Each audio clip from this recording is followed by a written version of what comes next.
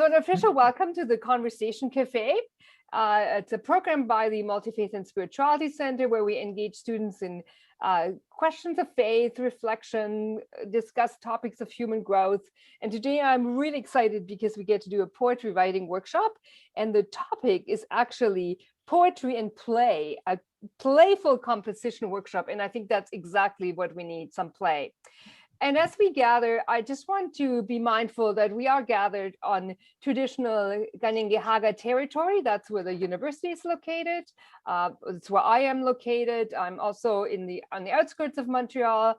And so we want to honor the indigenous peoples who've been custodians of this land and have taught and shared their wisdom with us and with those around them.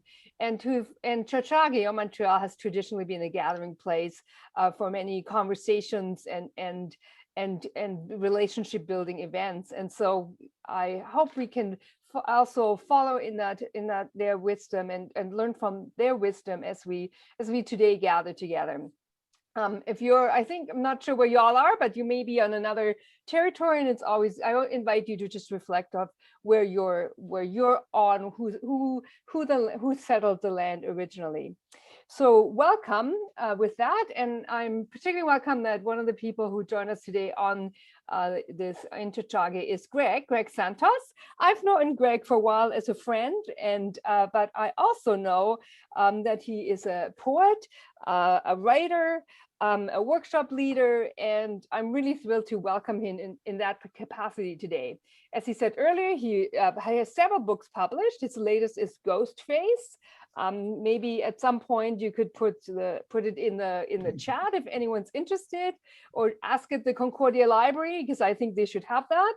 And Greg is actually holds a Master of Fine Arts in Creative Writing from New York City's New School, and he's also a Concordia grad with an honors degree in creative writing and English.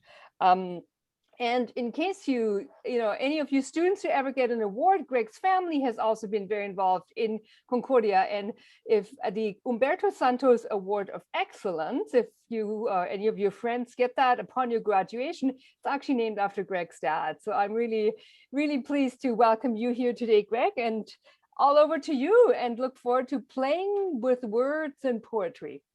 Yes.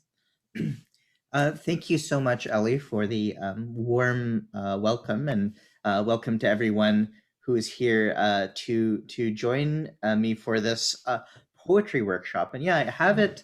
I thought of the theme of poetry and play just because right now we are in the middle of National Poetry Month.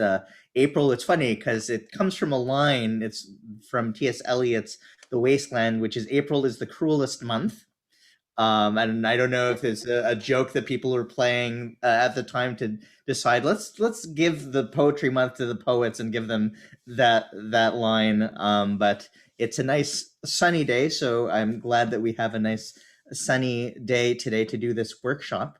But I will just show you I'm going to see if I can screen share here. And I like the idea of thinking of poetry and plays, because sometimes when you think poetry, it can be an intimidating medium, something that we might have had to learn in school and had to memorize stuff. But I feel like it's an art form that I've learned to love and become passionate about.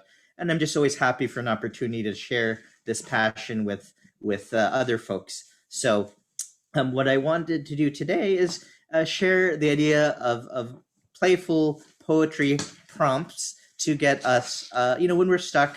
These are some things that could be kind of fun to try out, and I thought we could do that today. And so I'm just going to screen share what I have here. I will find this, and just a second. Here we go. Okay, can everybody see this? Yes. Okay, so this is, you see, so the first writing prompt, and I have it called Ancestor's Tongue Poem. I'm like, what does that mean? And I will show you. I'm just going to give you I'm going to share a poem with you all, and it's here, but I have it here. It's by Khmer poet who is from Cambodian American in New York. But what I thought would be fun is to listen to her read this, and it is called "I Am the Apsara's Daughter." And so, an apsara is an angel, kind of. It's a creature that comes and is very important in my culture. And so, this is we can hear her read it. So I'm just gonna. I assured you that I think I have it here where I can share the screen and share the audio for that, and you can read it along. So let me find that. The thing here is I have so many things open that it doesn't always share what I'm looking for. But if it doesn't pop open, I'm going to just put up that screen again. But just a second. Just take your time, and if you share the screen again, it'd be great if you could make it just a little bit bigger. Okay. The document. Thank you, Ellie. I will see if I can do that. I have it here. I would like to see if I could get her to. It's always nice to hear the poet reading. If you can, you can't always, of course. Sometimes you just have it on the page. So just give me one more minute to put this up here, and I should hopefully have it up. I think. Can everybody see this? Okay. Yes. Yes. All right. So I will press play so you can see here, and I think she'll introduce herself. So just have a listen, and just pay attention to any words or any things that kind of stand out to you as we listen to this. This is Sukunteri Swai reading I Am the Apsara's Daughter. I am the Apsara's daughter. I wander in her forest, hearing ankle bells jingle with each step, the universe at her feet and hands. I want to touch her. She flies in my house in paintings with petals of orange blossom raining from the ceiling. With her bas-relief tattooed on my skin, I worry I've offended the deity. In my dreams, I cry out to her, I'm still learning as I copy myself in her image. To she who abides in the sea of milk, I try to churn my own from motherhood. I hope it worthy an offering for this nymph of clouds and sky. About this poem, I recently lost my desire to write poetry. But one morning my daughter was doing her virtual English class next to me on our porch just before the weather became chilly. The students were beginning their poetry segment, and their in-class exercise was an I Am poem. I decided to give it a try and thus wrote the very first draft of this poem alongside my daughter. Oops. I'm just going to stop it now. Oops. Just a second. New work by today's poets. Okay. It was still playing on my end here. Okay, so was everybody able to hear or read along? Okay, so were there any, in terms of discussion, is there anything, I'll put maybe the poem back up here so you can see it. Is there anything that stood out for you when we were reading and listening to the poem?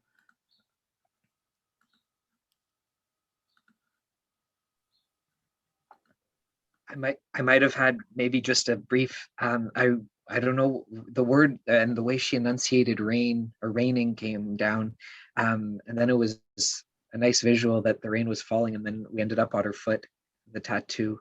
So it was just a nice, like a movement down to the ground. Yes. Yeah. Great. Yeah. Thank you. Yeah. I know for myself, just the idea, also the she who abides in the sea of milk, just like the color was there. That's very and visual. Also like the she flies in my house in paintings with petals of orange blossoms raining from the ceiling, with her bas relief tattooed on my skin. So just these very visual moments that I thought were very lovely.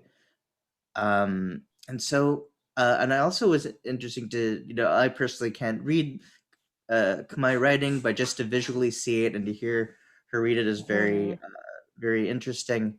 And so, what I was thinking for us to try to do for your own poem is that I have this list. So this is something that if you have a sheet of paper, we're old school here. Well, we have this prompt is I'll leave this up here, but the idea is to create a list of words or short phrases from your native tongue, your parents, your families, or ancestors' tongue, whatever that may be.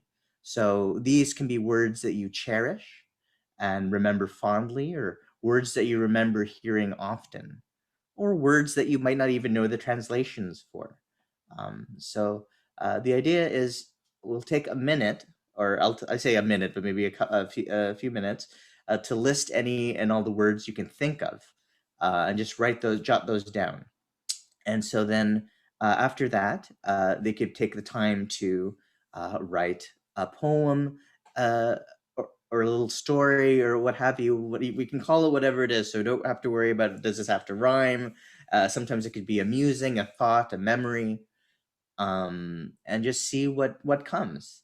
And I just think that sometimes, even if we might not, others who are listening might not be familiar with the words, it'll be just nice to hear the sounds and what you can do there. So I'll give everyone, I guess, a couple of minutes to write down the words that you can think of, and then we'll just open it up for a few minutes for you can sit down and write. And I have some music I can put in the background for everybody while you do this exercise. Okay, so let me see. That sounds awesome. And I just want to say, particularly to the students, this is just for fun. So please, I hope you can let go of any thoughts of judgment or marking or deadlines. Yes. So, I know you're in that writing mode, but so please, this is for fun. So let's all have fun with it. Okay, so I'll just give you a minute or two to jot down some words, and I'll leave this prompt here, and then you can just see what that comes up, and then we'll stop, and maybe we could, I don't know, share some of the words maybe that we have, and then give some time to work on the poem. Okay.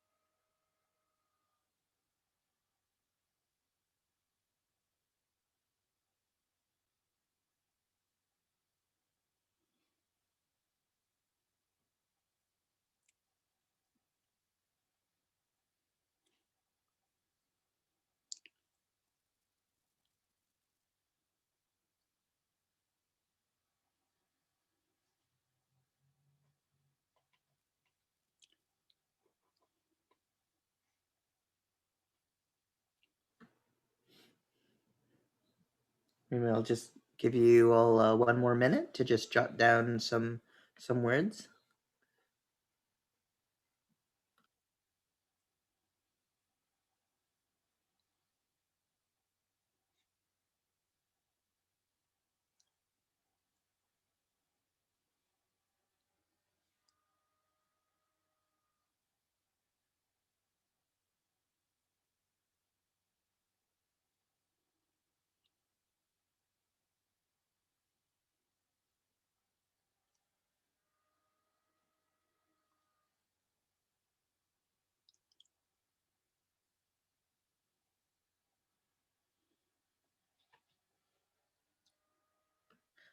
Okay, so maybe if we just finish up whatever we're writing down, and I'm just gonna close this.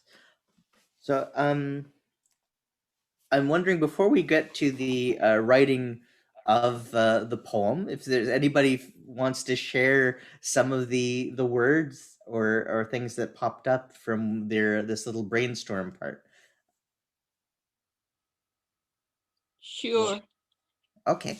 Spanish, Okay. el niño, cariño, blanca.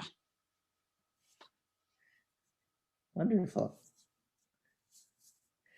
Yeah, that's great. I mean, those are some words that I grew up remembering and still hear nowadays. And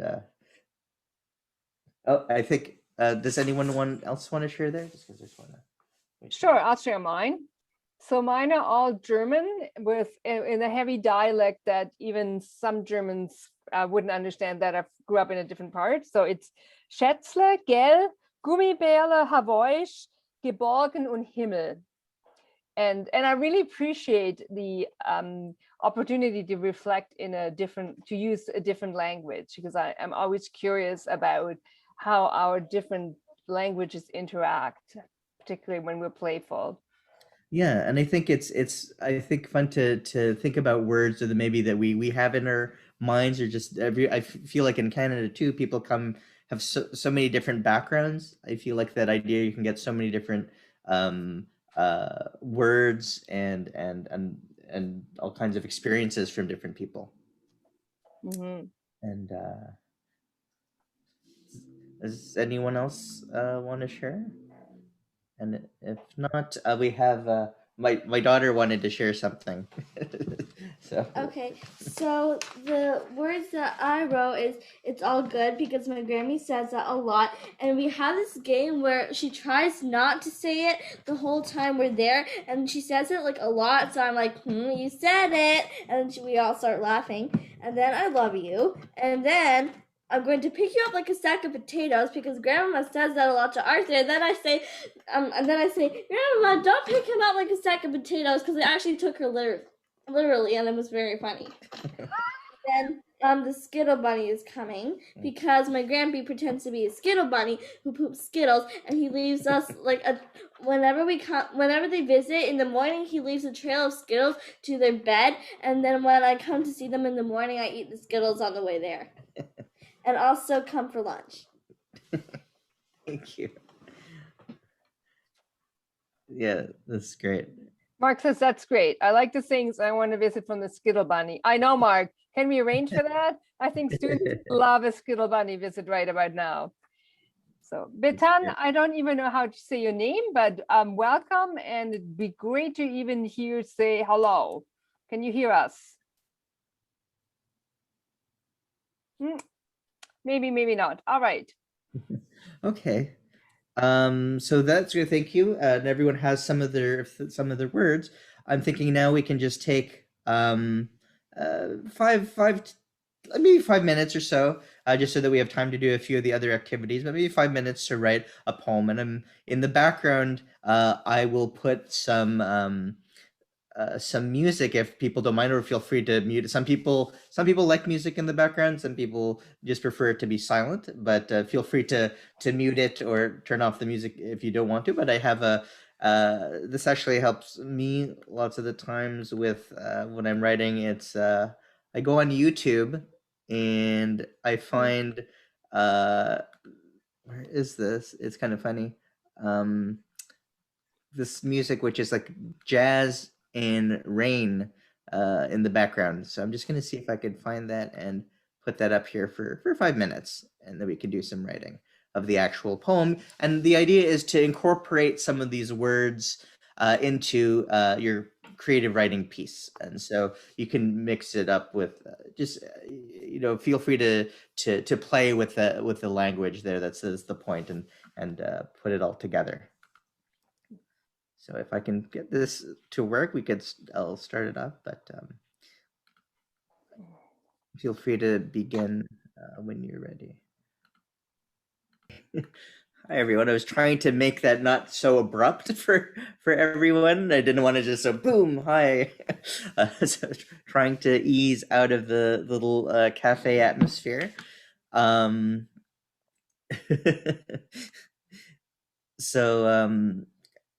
how did everybody feel about the cafe? The writing was able to get something down? Yeah. Okay. So again, yeah, feel if anybody wants to share a little bit what they got, could be a line, doesn't have to be the whole thing. You're welcome to. But this is something that could be interesting if you're wanting to if you're again, lots of these are little poetry prompts that you could do if you're feeling like I have nothing to write. It's a good way to kind of get yourself thinking about things that you might not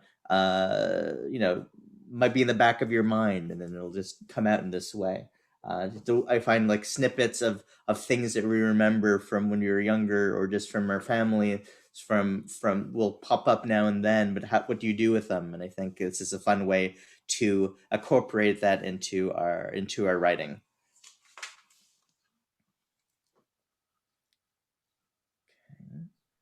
I guess, and I just want to invite you to please respond, like, and there's no right and wrong answers when Greg asks, so it's just for our own enjoyment. But I guess I was struck again by how the same word elicits very different emotions for me in one language and in the other, and I put that in.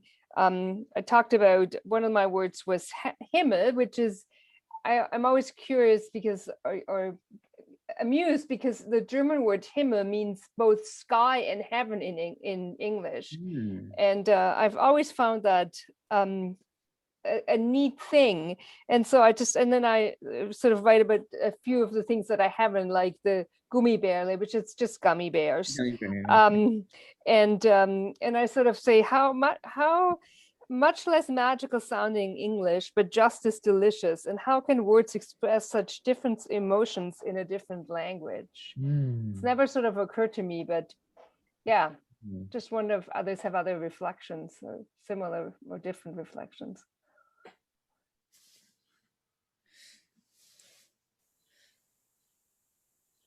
Yeah. For me, thinking of words that aren't English was kind of hard for me, because all the words that I know that aren't English are basically sorry and thank you in like multiple different ways. Like, I know how to say sorry, and like I'm like the perfect Canadian. I know how to say sorry like all sorts of languages. So like I ended up writing like what I know. I know how to say sorry. I know how to say thank you, and I also know how to say water in my mom's language. So I started with the word water, and then I ended up like writing a short, like, kind of conversation I had, or at least tried to have, with my cousins. Yeah, I don't know. Do I read it or no? Okay, I'll see. All right, sure. It's kind of a conversation. So if you were to look at my paper, you could tell there's like two different voices. Yeah, that's great. Yeah. So the first one's Omisa. So Omi is water, and Sa is just like SIR, but pronounced like SA. That's just how my family does it. Okay, so Omisa, Noma, how you day? How you day is how are you? I day fine. But how you day? I day fine. How you day? Sir, I'm telling you the truth. I day fine. Okay, so Pella. So that entire conversation was super respectful, and like I feel like it's been a lot of COVID conversations too, where it's been a bit awkward. So we've all been trying to be super respectful and keep asking the same question of how are you doing? And just like at the same time saying that we're fine, but not really knowing how to answer. So we're trying to convince ourselves and the other person. Yeah, so that's it. Thank you.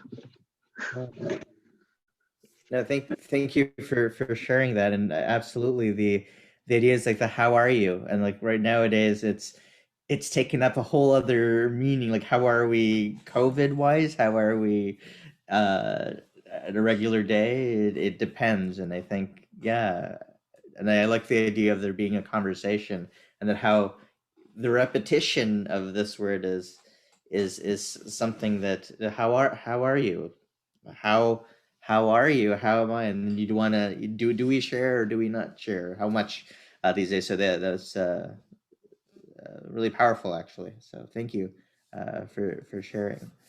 um yeah, is anyone else, do you want to share something? What does Carson? Okay. So I'm going to read my poem. It doesn't have a title, but I just like put all the words together, and then I kind of made like a meaning of it. So I'll read it. So it's all good. Sometimes it is all good, and that's all good. Then I love you. Nothing's better than that word. It is something like a pattern or an engraving that I'll always remember. I'm going to pick you up like a sack of potatoes. This reminds me to not take things too literally. The Skittle Bunny is coming. That word makes me feel like a rainbow of joy. Come for lunch. This part's very silly. Well, I hope the lunch is good. Yes. Thank you. Yes, that was great, Rosemary. Yeah, and I think it's important to realize that poems can have all kinds of what I love about it is you can do all kinds of different feelings. So sometimes it can be more serious or somber, you're thinking more, but then it's important to remember we can put joy in them, and jokes and laughter. I think all the different range of humans' emotions, and that can all be in the same poem as well, which is important. Okay. So if does anyone else want to share anything? Okay, well, I will. Yes, thank you. El niño está escondido. Su papá entra y le llama. ¿Dónde está mi cariño? Risas. Detrás de la silla.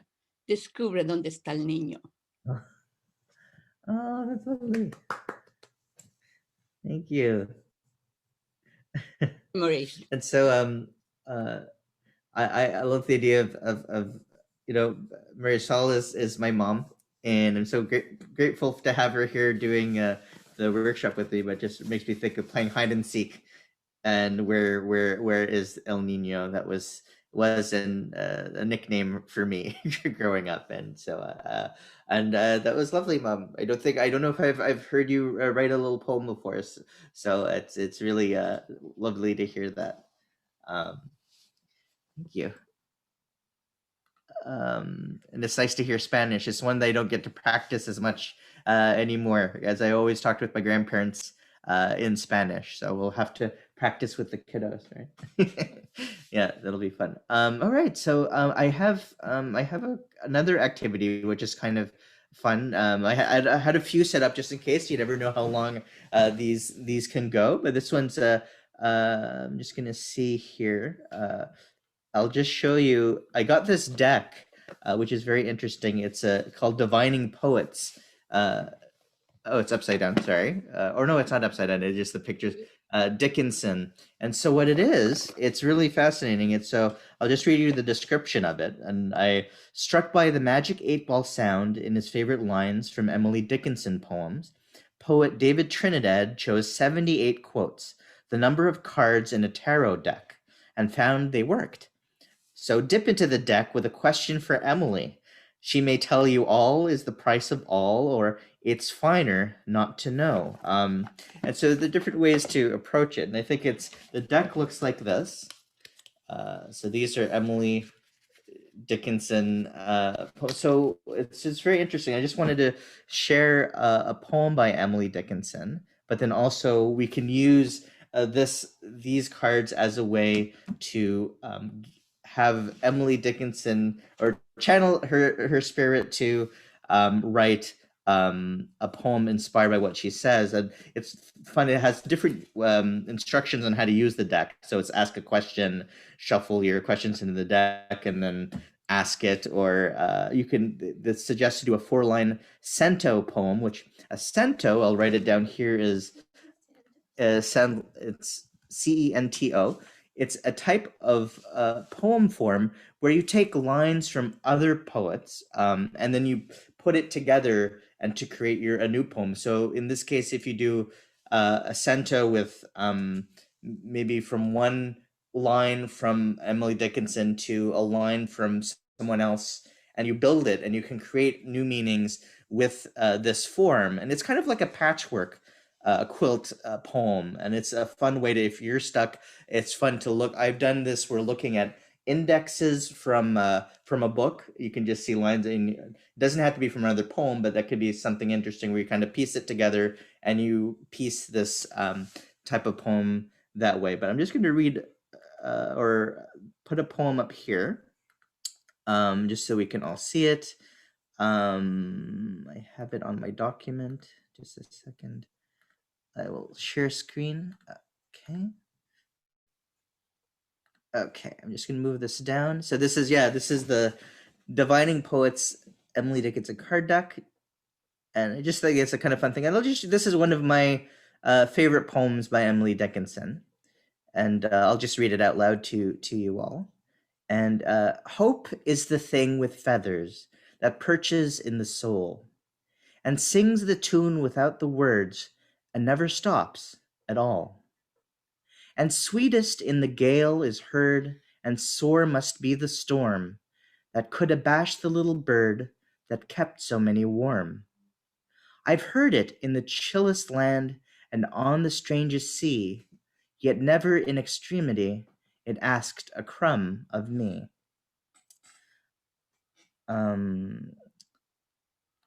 So there's a poem about thinking about hope is a thing with feathers. And just that idea is very interesting. And I find lots of Emily Dickinson's poems are very mysterious. And she was also one, I guess, known to not share her poems very much. She would keep them to herself, but then only published very few of them. But then I think it was thanks to her sister that we have all the poems that she had. So it just interesting.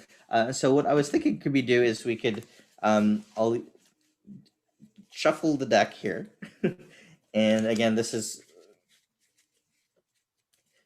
maybe I could get some help from you, Rosemary. Yeah, I'll pick one. So I'll shuffle it here because I can't put it here for everyone. So the idea is, well, close your eyes. Okay. And then just think of one that speaks to you. All right. And Okay. so wait. Let's just we could hold it up. So it. I don't know if you can see it. I don't think you can. Oh, it's see hard it. to see. The Okay. second half of the joy is shorter than the first. Okay. So I'll pull that up again. The second half of joy is shorter than the first. So I'm gonna write that down in the chat. I can do that. Okay, you can do that. Okay, so the second half of joy is shorter than the first. I'll pull up another one just so that we can have more than one thing to maybe reflect upon. And the idea is that you could either use these as a line within your own poem, or it could just be something that inspires you to do something else. So I'm just gonna get. So we have the second half of joy shorter than the first, and I'm gonna get Rosemary to pick another one. All right, let me just shuffle, and then you close your eyes. All right, now you open, and you pick one. Okay. So Rosemary is gonna read this next one. So this one is kind of weird. Okay. It says, a modest lot, a fame petite, a brief campaign of sting and sweet is plenty, is enough. Okay, so I'll write that one down, but I'll show it to everyone. A modest lot, a fame petite, a brief campaign of sting and sweet is plenty, is enough. Okay. So Ellie, thank you for transcribing this.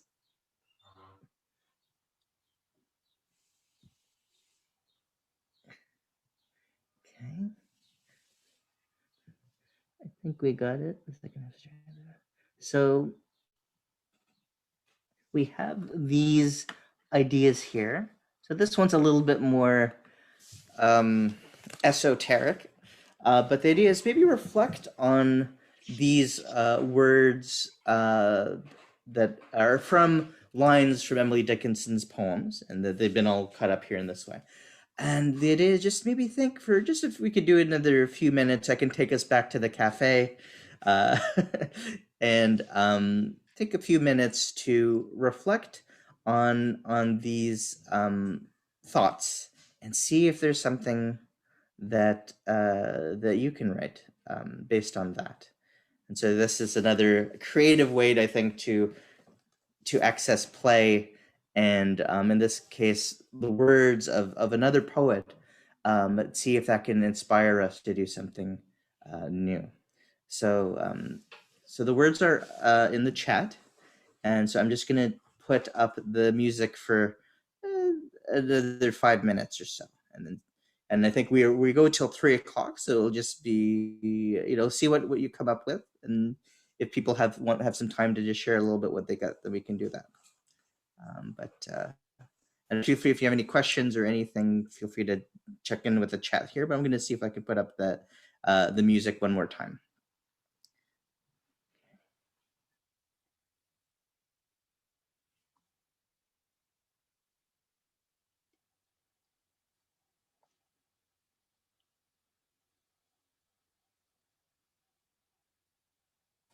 Hi, everyone. Welcome back from the little sojourn to the cafe. Okay, so how was everyone's experience with this prompt? Or were you able to get a few words down? Yeah. Okay. Has anybody wanted to say what they wrote? Can be some lines, could be where you think you're going with it.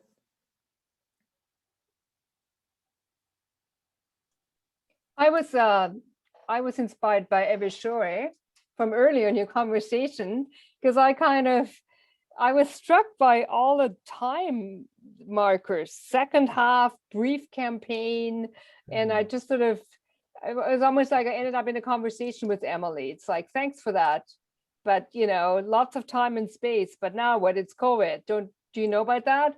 So kind of took me in that kind of goofy direction.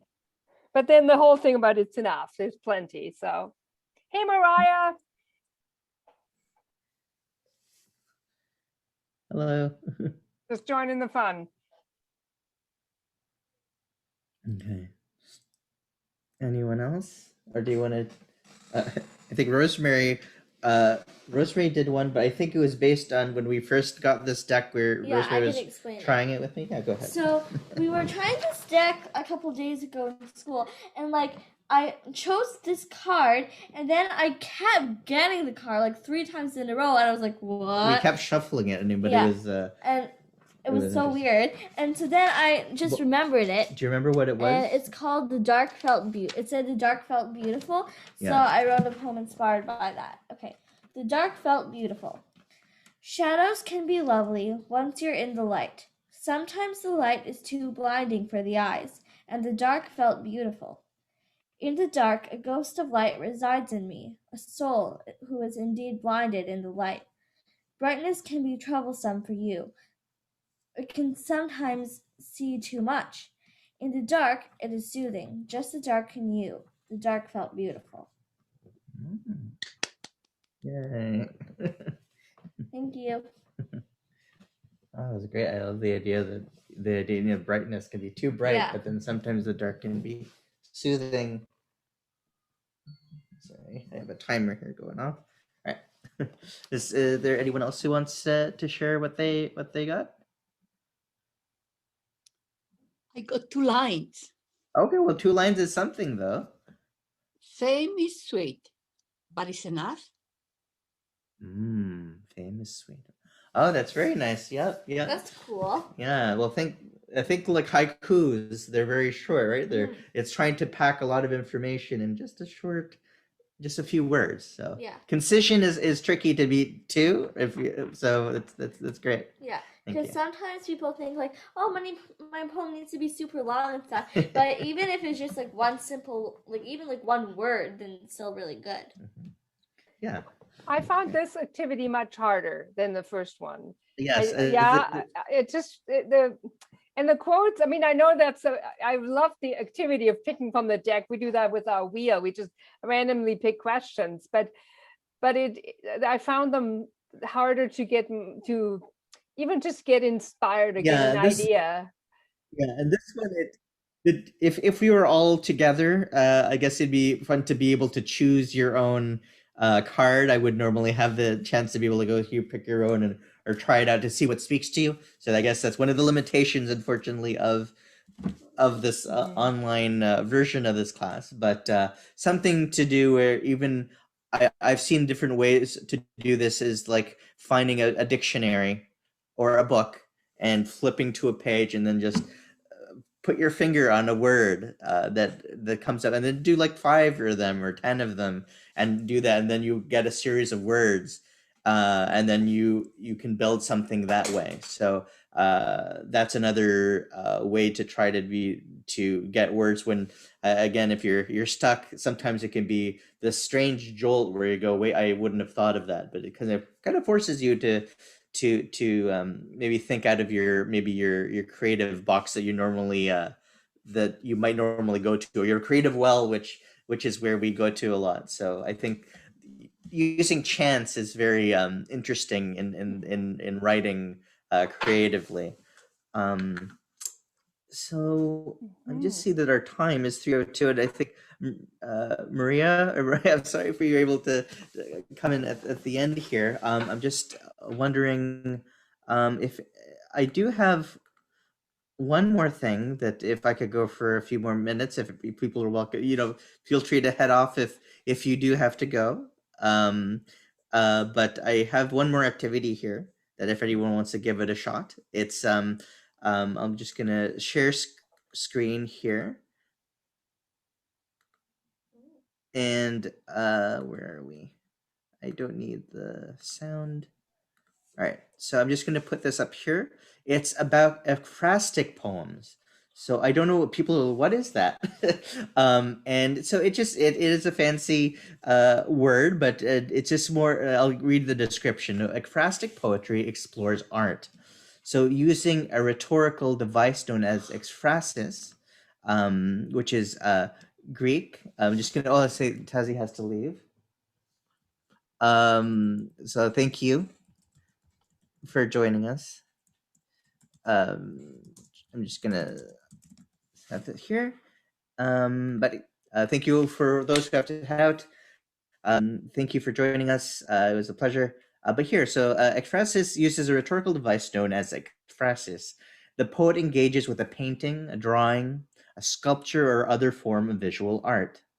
Poetry about music and dance might also be considered a type of ekphrastic writing. So think about the word might sound complicated. It's Greek, but it's just the idea of this being inspired by a piece of art and then doing some kind of, whether it's a description or story inspired by it. And I'll just give you a bit of history here because I find that interesting too. So the term ekphrastic, also spelled ekphrastic, originates from the Greek expression for description. And it's an old form of poetry. They've done it. So the earliest ekphrastic poems are vivid accounts of real or imagined scenes. It says, through effusive use of detail, writers in ancient Greece aspired to transform the visual into the verbal. So later poets moved beyond description to reflect on deeper meanings. And so again, today the word ekphrastic can refer to any literary response to a non-literary work. So that's just a description there of it. And so what I wanted to show you was a poem. I'm going to share the screen. There's from the website, actually, might be nice. Just a second. I'm going to just find it here and put it up. Okay. So there's the poet Anne Carson, who I don't know if she still teaches at McGill, but she did at one point, and so I'm just going to put it up here, and you can see. Can everyone see the screen? Yes. Okay, so here, and Carson takes these paintings by Edward Hopper and has done kind of a response. So what's interesting is I think Edward Hopper is a painter that a lot of people have kind of gravitated to towards during the pandemic, because a lot of it deals usually a solitary figure looking out a window, or just I don't know, it speaks to our time at the moment.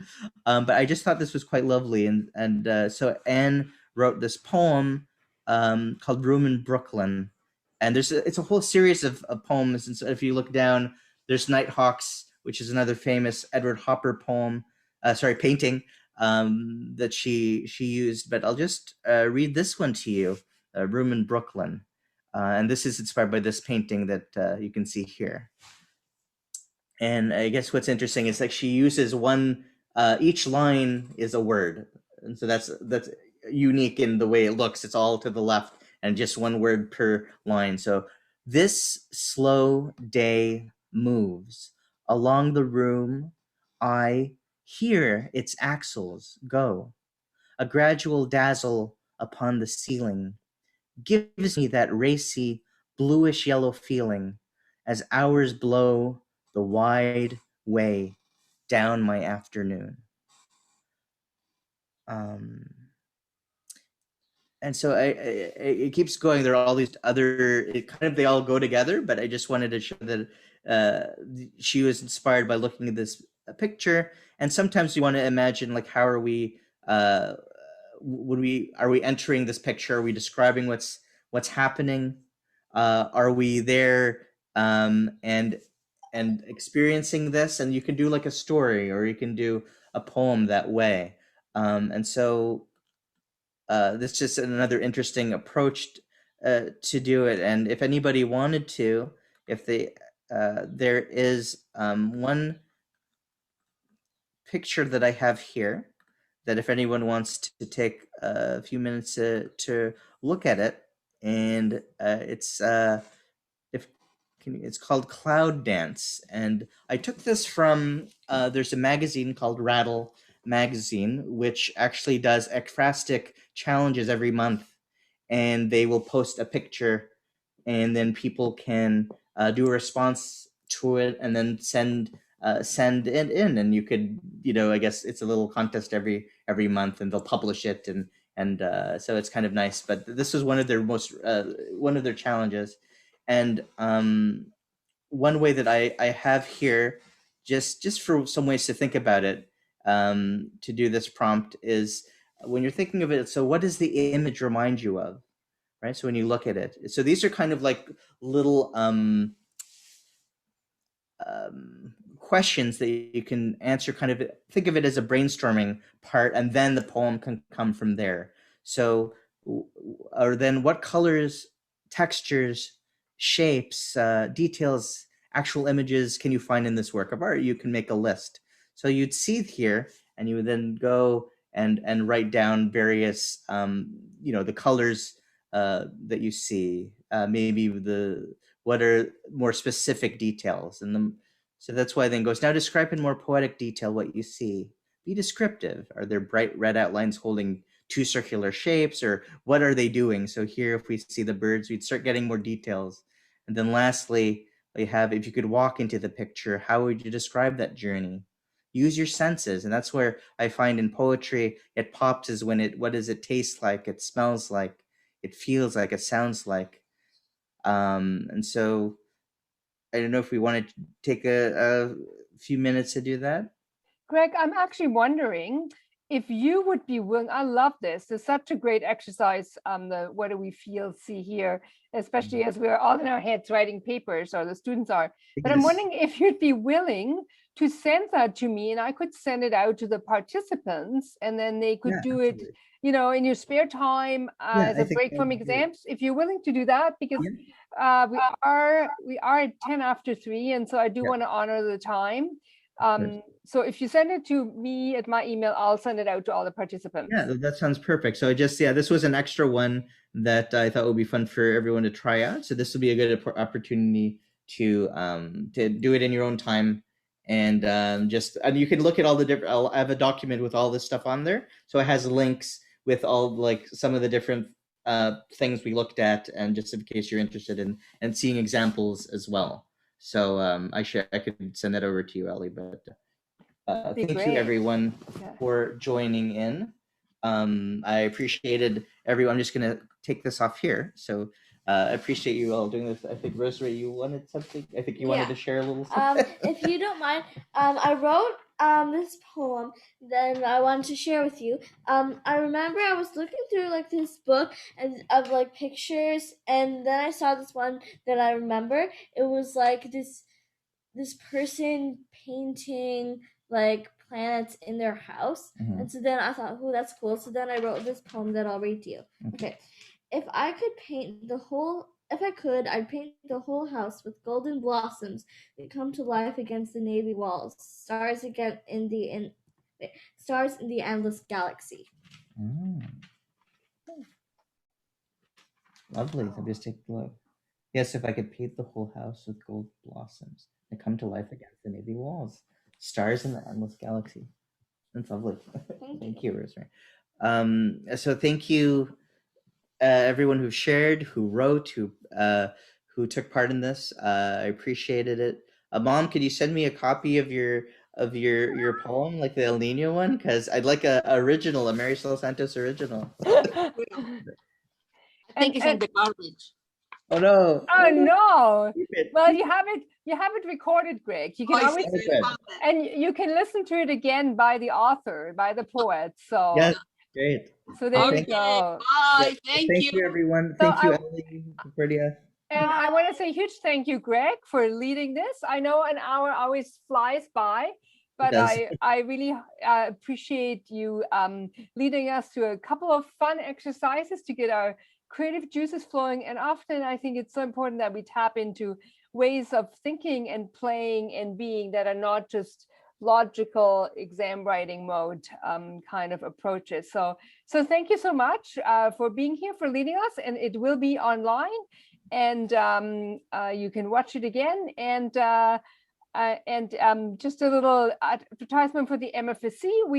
This was our last café, but we'll start them again in the fall. But we are having midweek chills starting next week. And this week we actually have an art hive on Tuesday. Check our Facebook.